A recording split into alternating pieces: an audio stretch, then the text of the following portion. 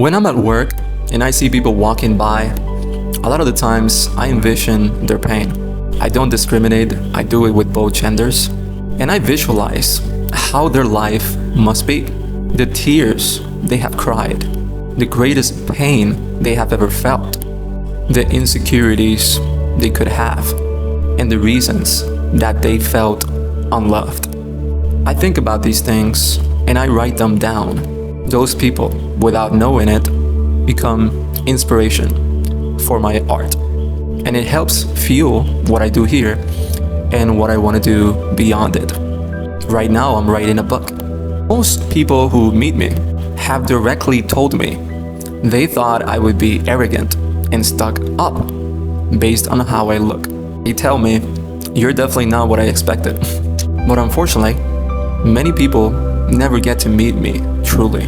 They only stay with the stereotype and the judgment that they assumed of me, the ego character that they made me out to be, based on how I look and their ego filters. And while that can be painful and it can make my world feel like a colder place, I wouldn't trade it away.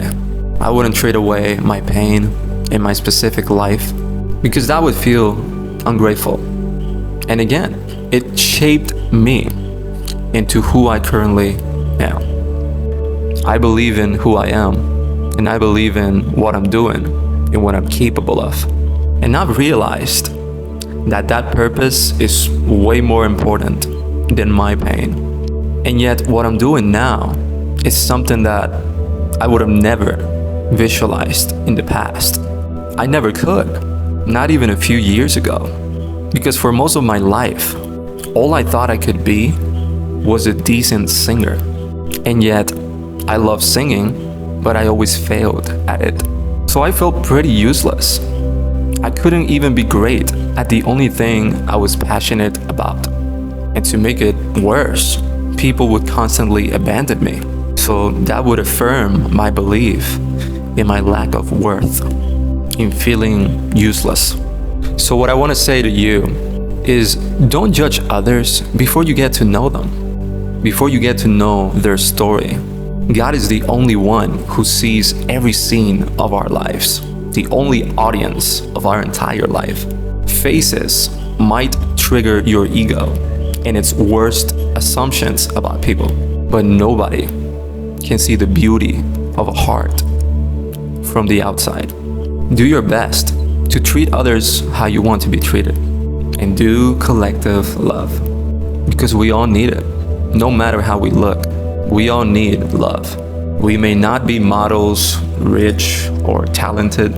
We may never achieve what the greatest minds could, but we all can impact the world in our own way.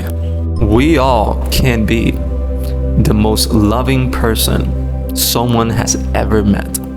And trust me, that leaves a haunting impact.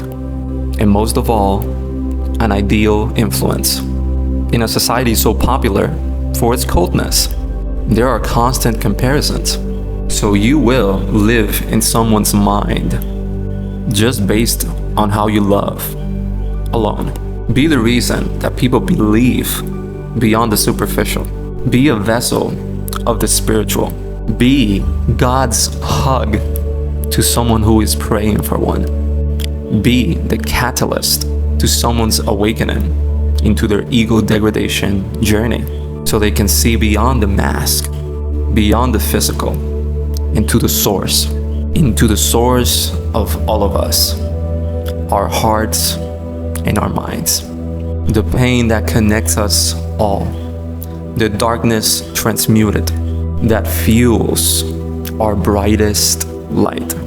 And never forget that how bright your light shines is what truly makes you special in this world. Everything can be lost, but the presence of someone's beautiful light stays with you forever. So protect your light.